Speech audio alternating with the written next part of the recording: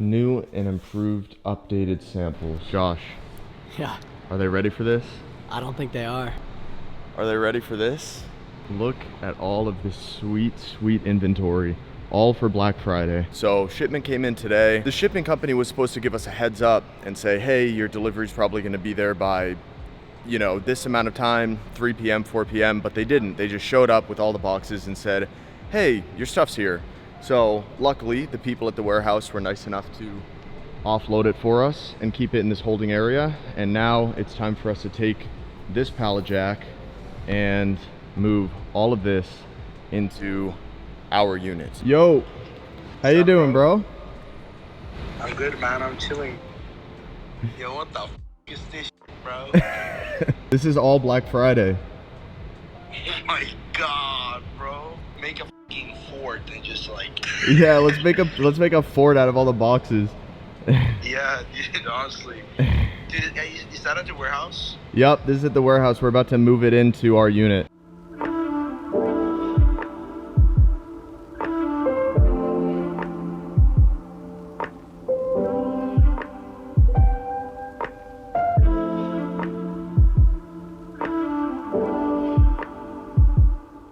Mr. Josh, we needed Mr. Josh in the warehouse, and he flew out same day from LA. Same day on Spirit. A fucking trooper, bro. Yeah, man. Just for flying Spirit, you're a trooper. Dude, for that's real. crazy. That shit sucked. So Josh has been here helping us, me and Gianna, just with the warehouse, and we had to go through and re-inventory everything. So all along here, and then down here. We probably spent 3 hours just sitting in the warehouse nonstop, pulling things out of boxes, stacking them up, recounting them, just to make sure all of our ducks are in order. Is that the saying? For Black Friday, because we want to make sure all the old stuff, or not old stuff, all of the non-Black Friday stuff is inventoried properly. So we have no issues with this, which we want to focus on. Gianna's been a trooper over here too. She wouldn't let me pay her, so I paid her anyway. But she spent literally 3 hours. She did even more work than me. We desperately need some shelving in here, which we're getting before Black Friday. So we can stack it up on 2 different levels, and then we're gonna have to get ladders, and we're gonna have to make waivers so that people in here, you know, don't fall off ladders and shit. Or if they do, they don't sue us. So if you are in the Houston area and you'd like some work, potentially long-term, then DM me your qualifications.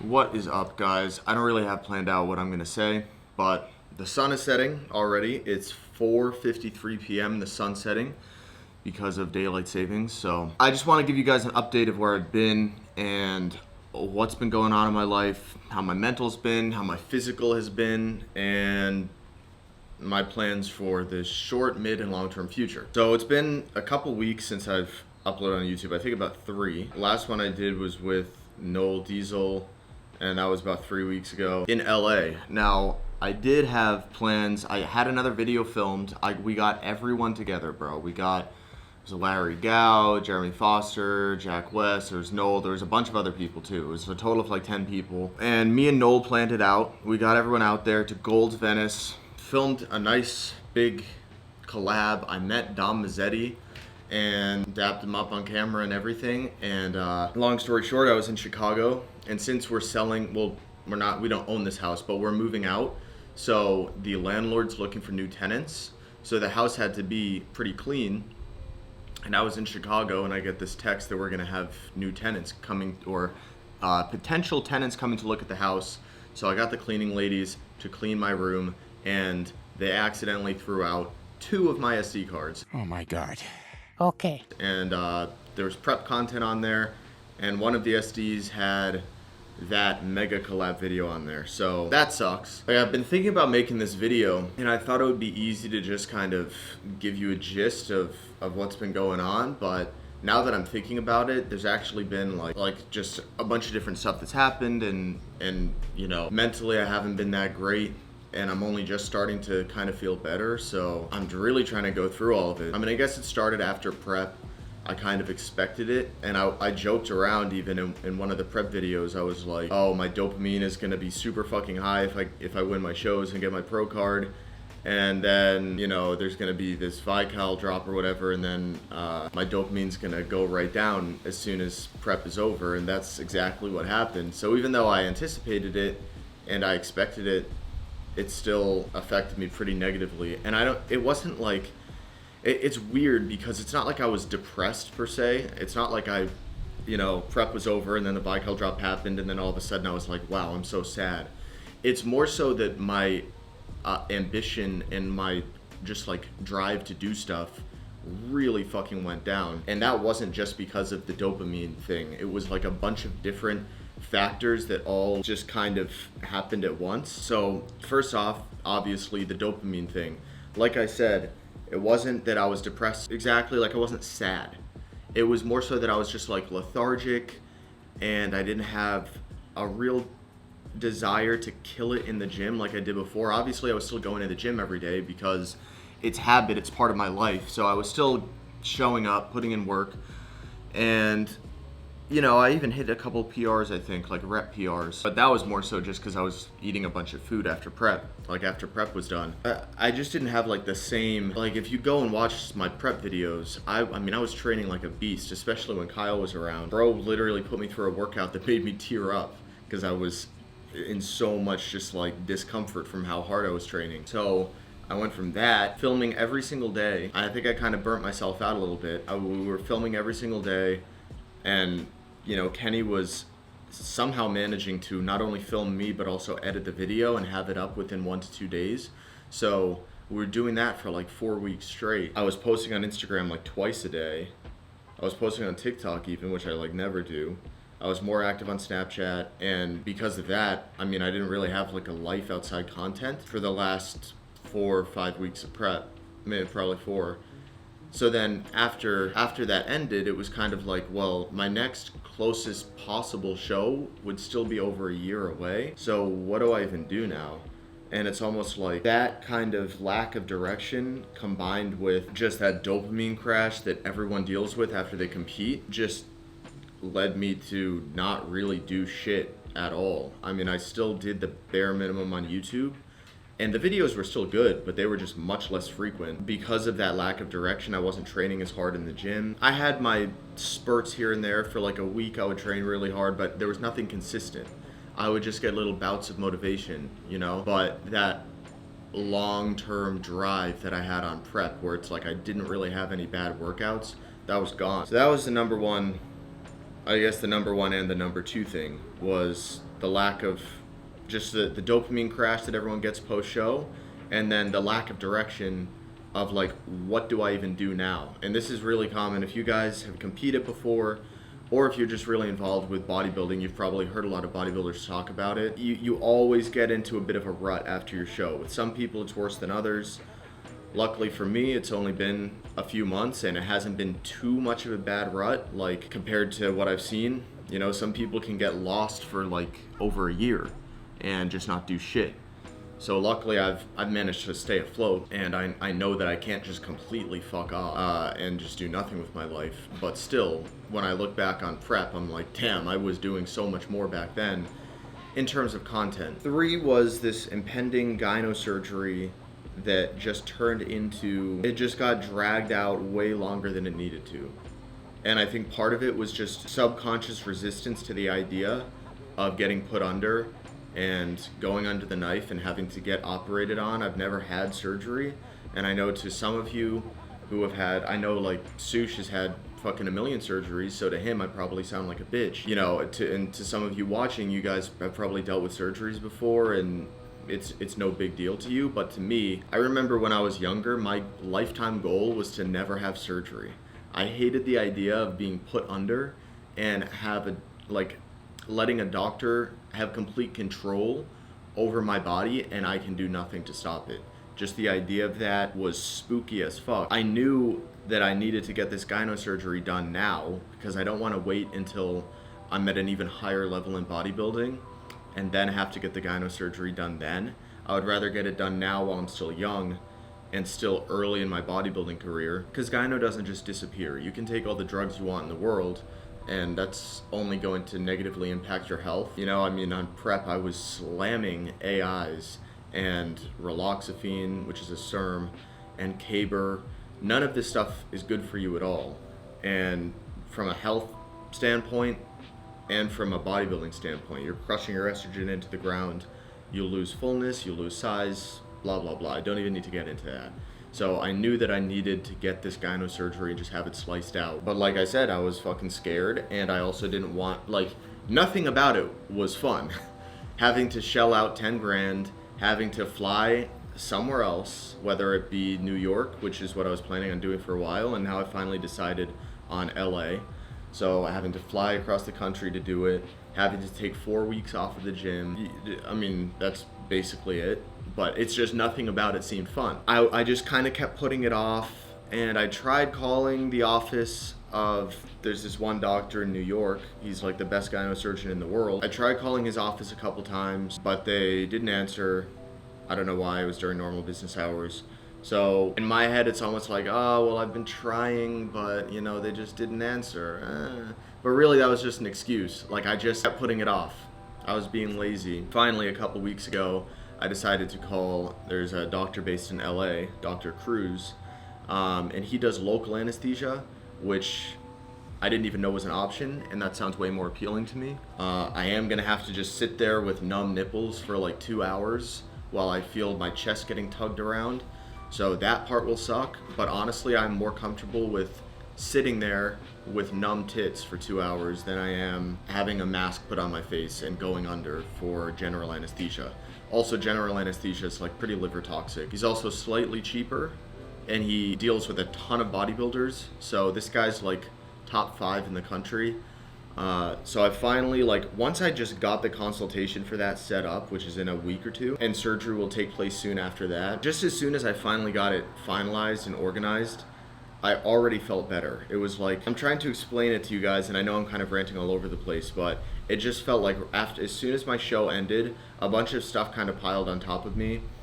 And I'm the type of person that when I get overwhelmed, like if I feel overwhelmed, instead of taking care of the shit that I need to take care of that will make me feel less overwhelmed, I tend to just turn away from it and almost like avoid it.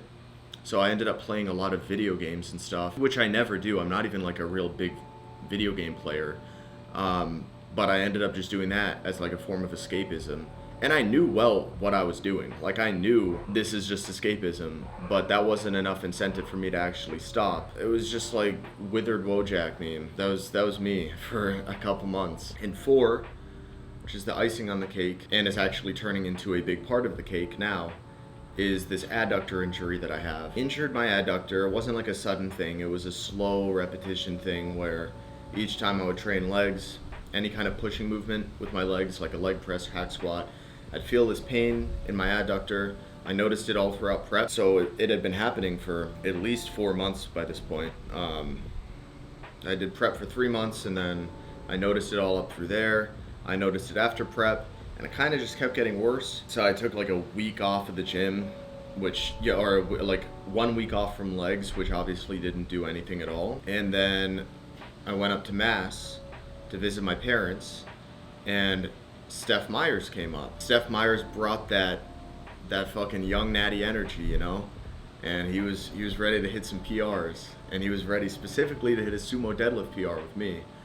And I'm guilty, I hyped it up too. Like, I was ready for it as well. I just kind of ignored the injury. I was like, you know what, I'll just do this one deadlift PR, that'll be it. So I hit it. It was 585 for 5.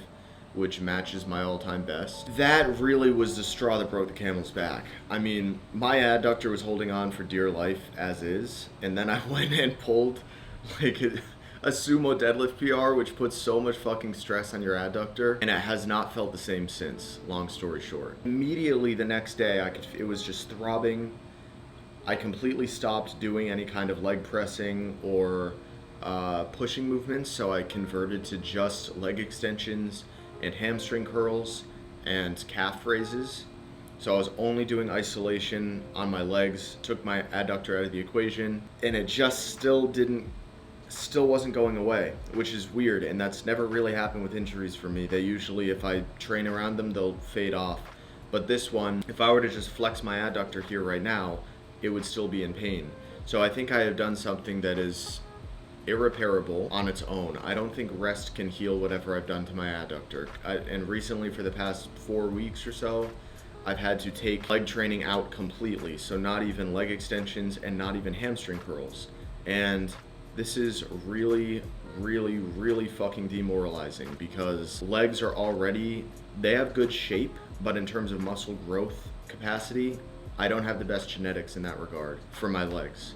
So I already have to train them harder than my upper body for them to stay proportional. It's like with my legs, it's already an uphill battle, and then this on top of it, now it just feels like I'm falling downhill, and there's nothing there to even slow the snowballing, the downhill snowballing effect. You know what I mean? Because it's like now I can't even train my legs at all, so that they're just shriveling up, and I can just see it. Like now, obviously with muscle memory, I keep telling myself this: they will come back once I get my leg in shape. It will be back. And I'll be able to train legs again, and I'll quickly recover the lost gains. But the thing is, like I said with the gyno surgery, once I had a date in mind for the gyno surgery, once I got it organized and there was a clear path to redemption, all of a sudden my stress about it just kind of dissipated, right?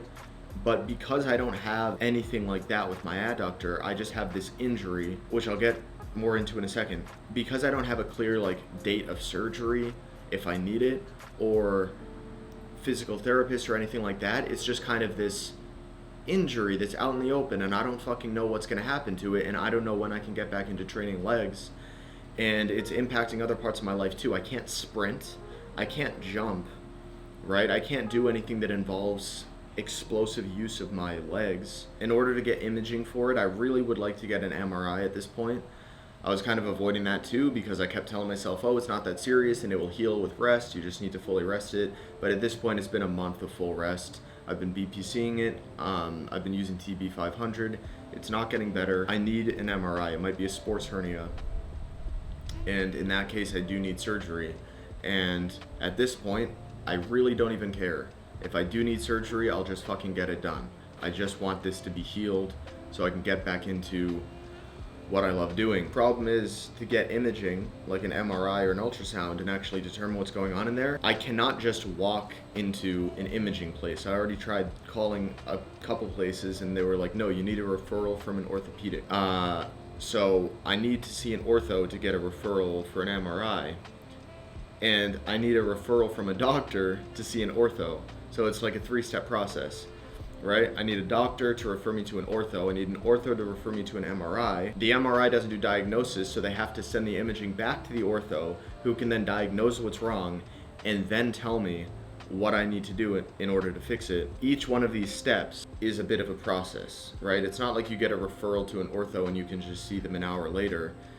It's, you know, maybe they only have an available slot like a week from now or 2 weeks from now. So just knowing that's what's coming is really just demoralizing, like I said, because I know it's going to take some time, even if I were to start the process now. Problem is I don't have a primary care physician down here. So basically I don't have a doctor here.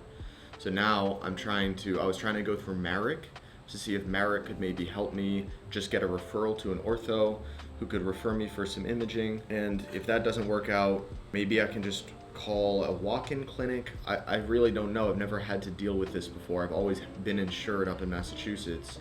So this is like the first major injury that I've been dealing with on my own, not insured. Like I have emergency insurance, but that's it. I don't have insurance for stuff like this, which is fine. I'm cool with paying out of pocket. That's not the worst part. The worst part is just the process, how much time I have to wait.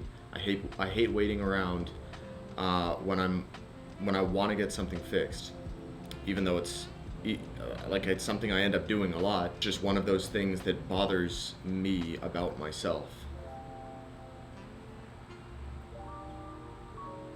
And then the super icing on the cake is I've also been dealing with a left pec injury. That's not nearly as serious. I've had this pec flare up before. I rested for a while, it goes away. I'm really not too worried about the pec. It is annoying. That's where I've been, and that's why I haven't really been producing as much gym content as I was before, because I don't want, like, you guys can go on my YouTube right now, go to my past 20 videos, 10, 15 videos. None of them are leg workouts. Like, I thought people would eventually start to notice, but you guys didn't really seem to notice, luckily. But I was not uploading any leg workouts at all, and it was really pissing me off because there was like no variety in my workouts. It was just like chest, back, chest, back, chest, back. And, you know, I like filming leg workouts. They're really hard a lot of the time, and, you know, I train legs harder than my upper body usually, so now it's like I can't even train chest either. So now it's just gonna be like back, shoulders and arms, back, shoulders and arms. You know, and the workouts themselves aren't that great. And I'm not sitting here trying to just feel sorry for myself. There is a silver lining to all this, I'll get into it, but I'm just letting you guys know what my mental has been like. I don't want to film content if it's bad content.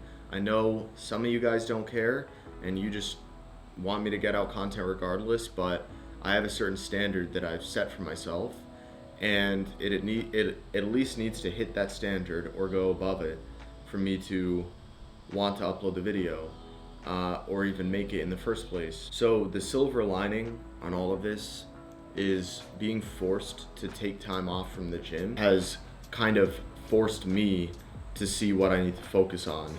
And, you know, if I had obligations in the past, I would always prioritize the gym above these obligations because that was what I did, and I was filming content and I have to get in shape for the upcoming show or whatever it was. But now it's like my body has forced me to stop training, at least stop training as hard as I was before, for the past month and probably the next month or two. And that part was really uncomfortable for a while because it was like, okay, well, what the fuck do I do now? Because the gym that's what I do every single day. And that's what I revolve my entire days around. All my meals, whether I go out with friends or not, it's all revolving around when I'm going to the gym.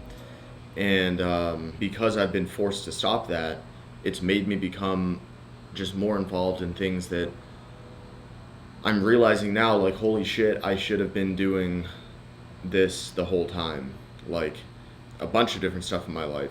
A big one has been Vical.